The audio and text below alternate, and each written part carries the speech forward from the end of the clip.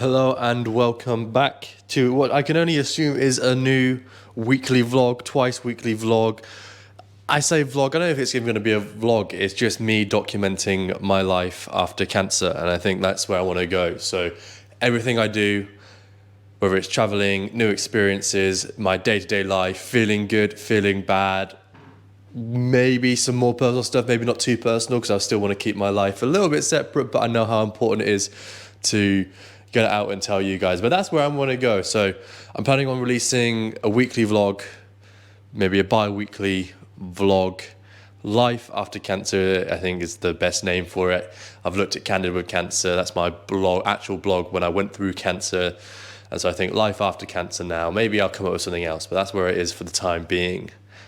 And hopefully then also whether another video each week where I'm reading through my blog, maybe going through it, maybe talking about it, maybe talking about a dedicated video to personal life in the sense of how I'm feeling, in the way of like what it means, maybe not necessarily how I'm feeling, but what I've been through, just like my other videos, my morals and values, things like heartbreak and life, maybe more in depth into anxiety, depression, maybe the struggles of a 20-year-old on its own, struggles of a 20-year-old with cancer, struggles where I have just all these different types of things that I think I could talk about that maybe I want to talk about. But that's where I'm going with this. That's where I want to go with this. You would have seen it in my New Year's video, my video where I spoke, where you saw where I released the National Star Awards, where I want this channel to go. So, and this is, I say the start one's the one you would have seen last week when I was in Tenerife, and I say a mini vlog, it's like 50 minutes long, but it's so hard to cram in all of it, and I want to keep it raw and let you see the bits. I think I could have added so much more in there, and I'm getting a little bit better, cutting out the waffle a little bit more, but I'm waffling now, and I know I'm waffling, but this is it. Welcome to my vlog, where it might be very mundane for the time being, very boring, and just being busy trying to get stuff sorted. I'm in a very big pickle at the moment. I say pickle. The world is my oyster. I have the world at my feet right now, and I can go and do so much. But it's just sort of like getting there. It's just sort of like finding out what I want to do. Because my options are sort of stay home, stay living at home, and keep cranking out these videos where I have no expenses going out apart from just traveling, or I've got other choice where I got my Canadian visa and I head over to Canada and I go and live in Canada for a bit. However long that is, I'm not too sure. I get 2 years in Canada. So from the day I go, I got 2 years, so I can leave and come back as many times as I want, which is something I definitely do want to do. And I've got the visa, so I'm definitely going to make the most of it, even if it comes to last resort and I have to go in November just to go for a couple of days just to activate it, 'cause that's when it expires before I have to go, and then I'm ready for 2 years. I really want to do an American road trip. I got a friend who knows a lot of people in America who says that they'd be able to, I don't know if it's host the right word, but look after me the right word, but give me a good time. It sounds weird and things. And that's the thing that's really appealing to me. So whether I get that done first, it's tempting. I'm not too sure. The other one is I just stay home, like I said, but I just travel a lot more. I've seen a lot of Europe. I've been very fortunate where I've seen bits and bobs of Europe, and I do want to travel more. But I said it in my previous vlog, and I think it's definitely, it's definitely still true. I love traveling. I do like experiences and seeing the world and seeing different things, but part of the travel, part of the experience, part of being who you are, and I was speaking with a friend about this, I think, is who you're with when you do travel, who you're spending that time with.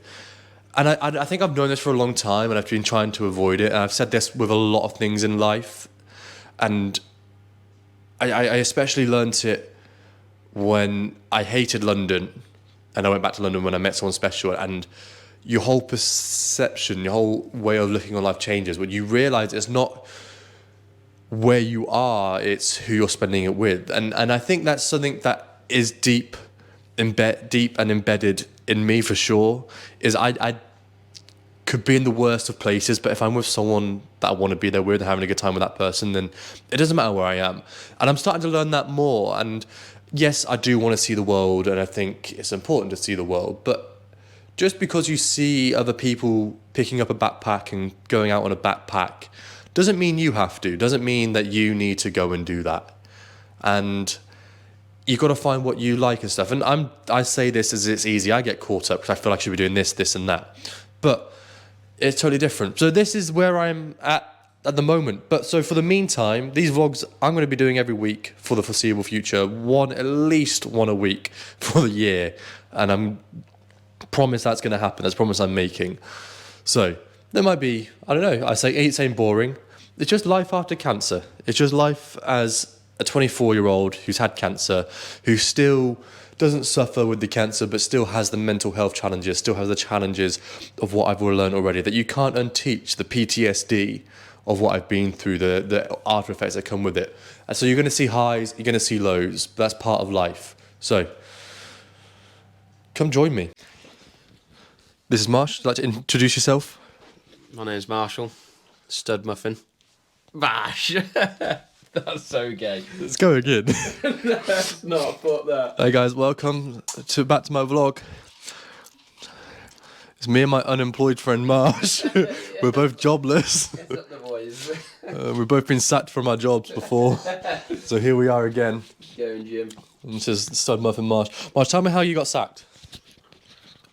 Because I'm shit. Not worth the money. That's about it, really. I'm very camera shy. I don't like this.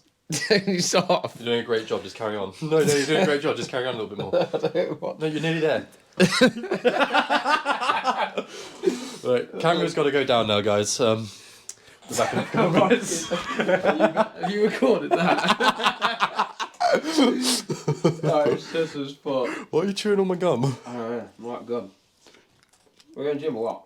Yeah, we are going gym. That's it. Unemployed friend, go to the gym. Join us at the gym. So. I'm back. I've been woken up today. Haven't been to the gym yesterday, and I know you can't see me right now, but having gone to the gym yesterday, hit 100 kg PB. Woo! And I think I could have done more. I was very tired yesterday on the bench press.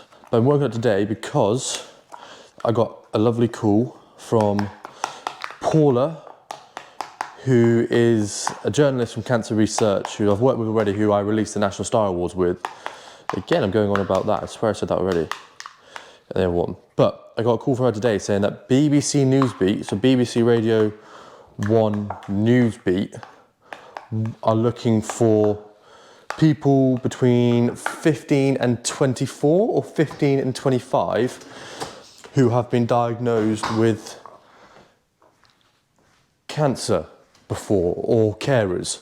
And of course, sorry, all that was just feeding my kittens, if you couldn't see. Kittens, cats. Of course, having had cancer and stuff, I was a prime suspect. So sent me an email, called me at 9:30, saying we need you for this. And it needs to be done by 11 o'clock today. So sent the message over and got back straight away. So I've been in a mad rush to get ready for another interview, which is incredible. So yeah. Oh. Life, isn't it? Life. Look at this. This is quite cool. So, I'm getting ready for the interview. I mean, getting ready for it. It's not too much to get ready for, really. It's just sitting in front of a camera, I've got some questions. But these are the kitties I haven't showed you. Probably not a good time when I'm in a rush to show you. But this is Esther looking up at you, and that's Marlo. They're both very chubby kittens at the moment. They do get chubby in the winter, which is fair enough. But I'm going to stop waffling. I'm going to have this camera set up so you can see, and my mic on, because it is just Newsbeat, so it's on the radio, so they're not filming me personally, they're just filming the audio. That sounds really weird. Yeah, filming the audio, recording the audio.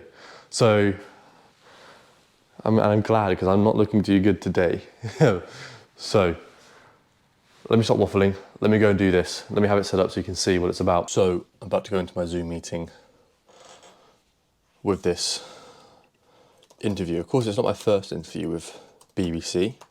I did one for the local news that was on the radio. So this is the second one. This is on BBC Radio 1. So I got my mic strapped on. You can hear the whole interview.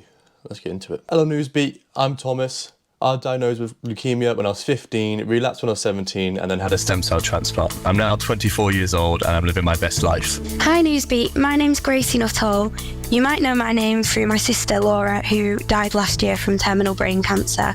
Myself and my family were carers for Laura throughout her diagnosis. Laura was very passionate about trying to make sure that other people didn't go through the same thing that she did. So she kind of allowed us to use her story, put it all over social media. Being diagnosed with cancer for the first time, there is no rule book. I mean, I was only 16 when Laura was diagnosed, and yeah, it just, that moment, no matter how old you are, breaks you. I remember the nurse telling me in this room, and I was just sitting there, just nodding away and nodding and nodding. If I'm being totally honest with you, and I've always said this, it took until I was 22 to really process it. To know that he's one of the first royals to come out and tell people their diagnosis is a huge step. I hope that this is something that kind of opens a conversation, not just for people who are suffering with cancer, but for their families and their loved ones too. And of course, age does make a difference, but with the research that's going on in the world now, ways to treat it, and the king going through it will shine a light on it even more. I think if you're helping to care for somebody, the most important thing is to make sure that you're also caring for yourself. If I wasn't spending time with her, it felt like wasted time. There's people out there who want to help you. So lean on them when you need to lean on them. And when you come out the other side, and I know not everyone does, but most people will, you learn that it's not about these huge goals and things, it's about the small things in life, being with family and friends. All right, how much did I just waffle today? I mean, I'm glad I did that. But because I don't have a script and I don't always say what I want to say, it just sort of comes out. And then, so as you can probably see when I'm talking, different things come to my mind. So I try and fit them in as well. So I go off a little tangent and do it, which is crazy. But that was, you probably heard BBC Newsbeat, and I'm glad I did it. So we'll see what happens with that. I'll leave this in so you can see the whole interview, but maybe I'll put a little clip if it's on the Newsbeat and you can hear it. Oh, what a start to the day. So let's move on. Yeah, say hi to the camera. So what have I just been on, Mush? Radio. Tell him. Yeah, no, tell him. Oi, Marsh, face this way, Marsh.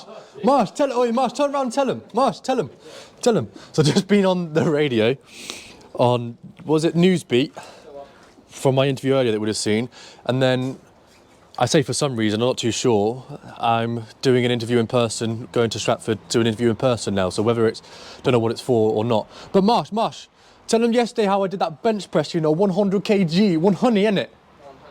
Yeah, show him how I did it. Marsh's going to show how I did a honey. Marsh, show him how I did it, man. He's just being sausage. So I'm off to the gym quickly now. Then I've got to go get my interview. Hopefully bring you along for my interview. And see what happens. I can't believe, honestly, got a phone call at 9 this morning. And from there I've done one interview, then I'm going to do an interview in person. But I've got to fit in the gym, I've got to do all kinds of stuff. Got to get that honey kg, which I'm well proud of. But let's get going. Hey! Quick turnaround. Done. Dusted. Quick gym session with the mush man. My boyfriend, he's not my boyfriend, he just hates it when I call him my boyfriend. He doesn't like me being zesty. Put my seatbelt on. He doesn't like me being zesty or fruity with him. He just gets hung up. Well, I see why. Maybe I shouldn't. But, quick turnaround, back from the gym, changed, and I've got to go into Stratford now to have my interview. What a weird day.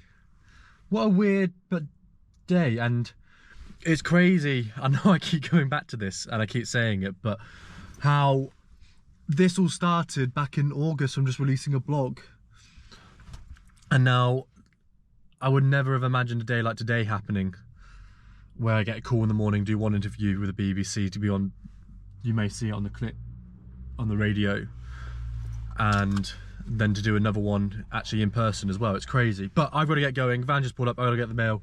I'll see you when I get there, give you a little bit behind the scenes what happens in a BBC interview maybe. Ooh, spooky. Just made it to Stratford, and we should be doing the interview over here, but as you can see from the sky and the floor, it's been raining and it's windy and it's awful weather and it's not very nice. Didn't even see any of that. So, and it's a tea room I've just been messaged that we're all going into to conduct the interview. So let's go see what happens.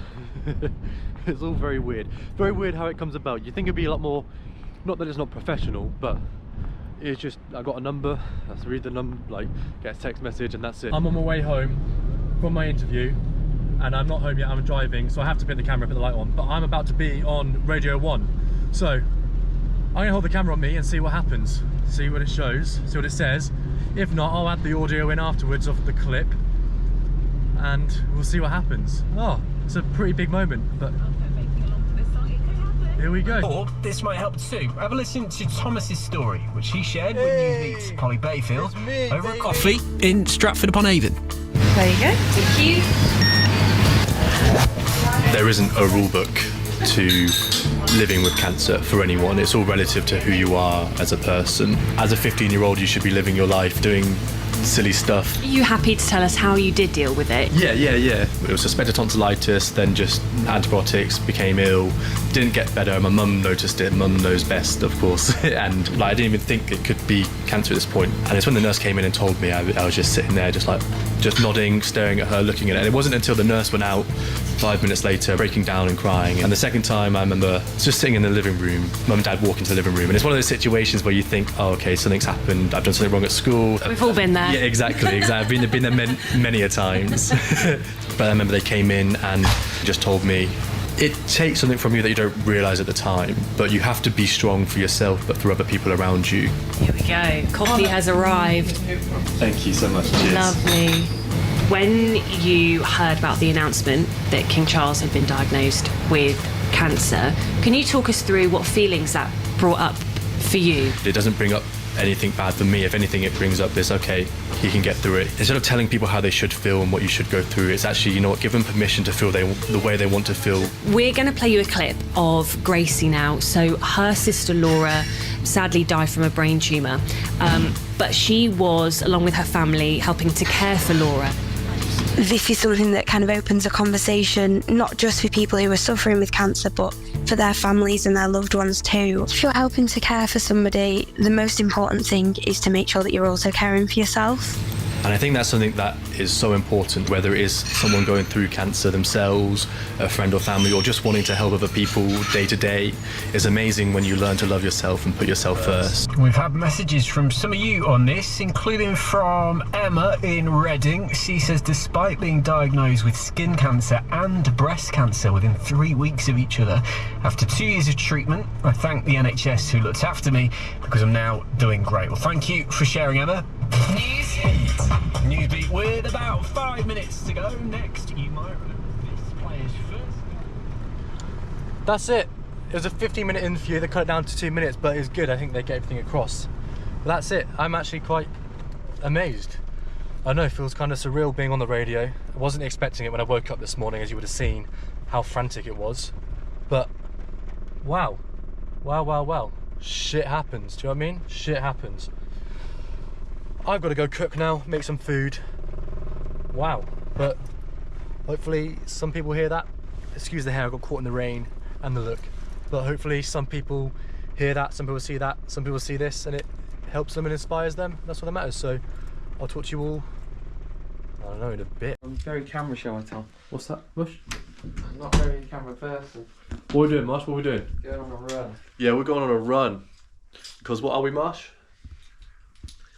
Say it. Boyfriend and boyfriend, I mean, you just trying to laugh. Let me get. Wait, we're going now? Yeah. We're going now. Okay, let me get my AirPods and my running belt. We're going on a run because it's rest day. Motion detected at the front door. Just my little side piece saying something. We're going on a run because it's rest day, but we like to keep fit and running. And I'm actually not feeling it today. I wasn't going to go on a run because I'm feeling ill. Not ill, but like cold. But it's Run Them Wing Wednesday. Wing Wednesdays, I'm going to take you with me this time, is the best. Wing Wednesday is £1 wings on a Wednesday. And they're like fat. That's the only reason I've come for the run. Makes it worth it. I'm going to go through the pain. I think Marsh is out here. Marsh, you still out here?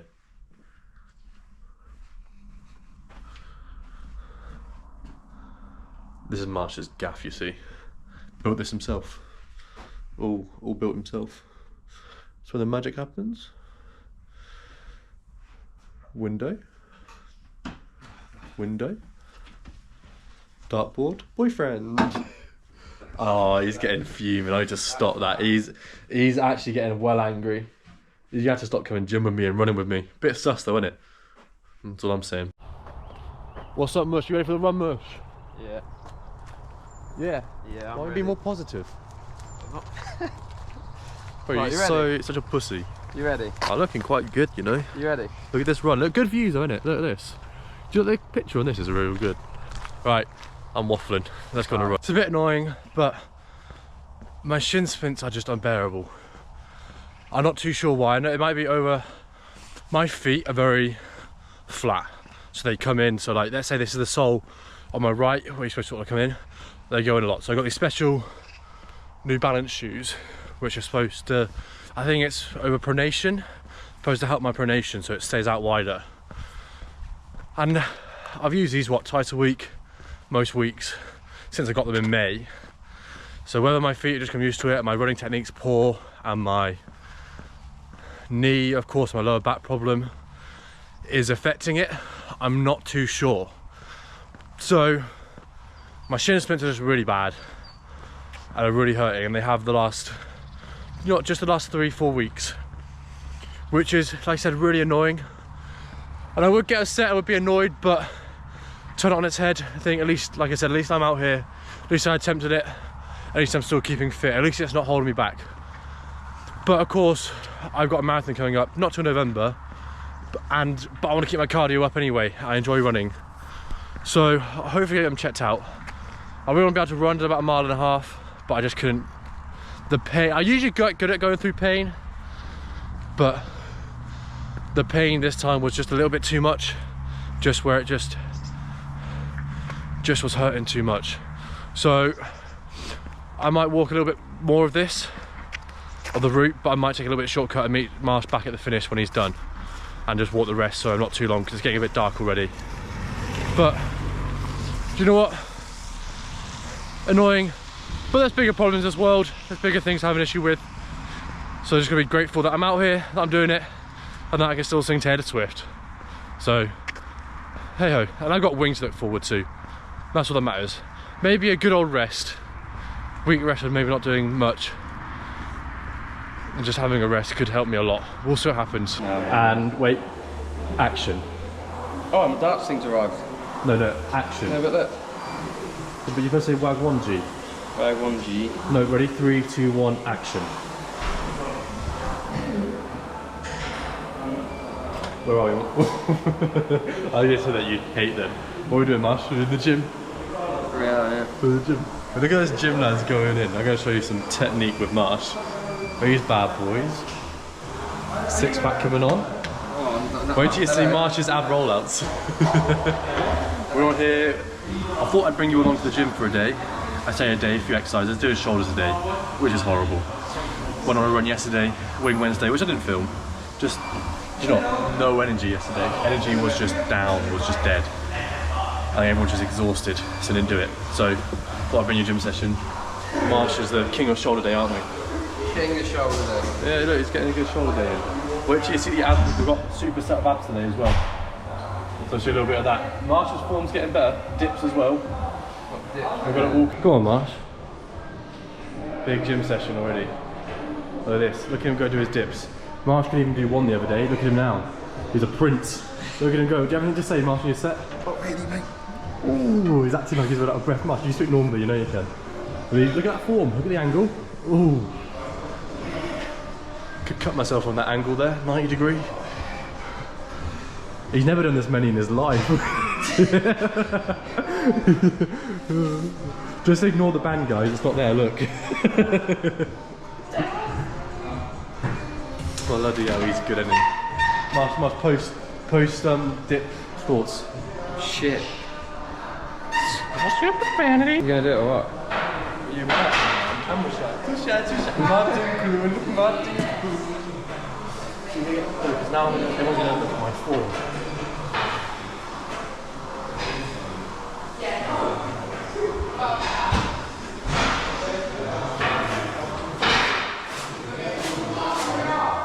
You can edit shit out, can't you? Yeah. Might want to edit that out. Right, here's Marsh. If you want a demonstration on how to do ab rollouts, this man is it. This man is it. We'll get the good angles here as well. He knows what he's doing. Oh, look at that form. Look how low he goes. That's the deepest you've ever gone. Not even him said you go that deep. I'm struggling. Yeah, let's maybe not take maybe not follow Marsh's advice. See, with this one, Marsh can't use a band, so. Can we edit this out? Pardon, what's up? Can we edit it out? No, keep going, keep going, keep going. I'm just showing what the fans want to see, what all 67 subscribers want to see. I want to see this premium gym content. My boyfriend, I mean. Nah, that's gone, Bush. I'm not fucking having that. Oh, it's not too bad. Wait, get up, come on. You did one. I'll stop filming for you. Beep. I'll stop filming. It's great content. I ain't doing it. I'm done. Oh, let's let the real man do it. Not that it makes a difference, because we're all men or women or whatever we want to be. Blow up to his cheeks though.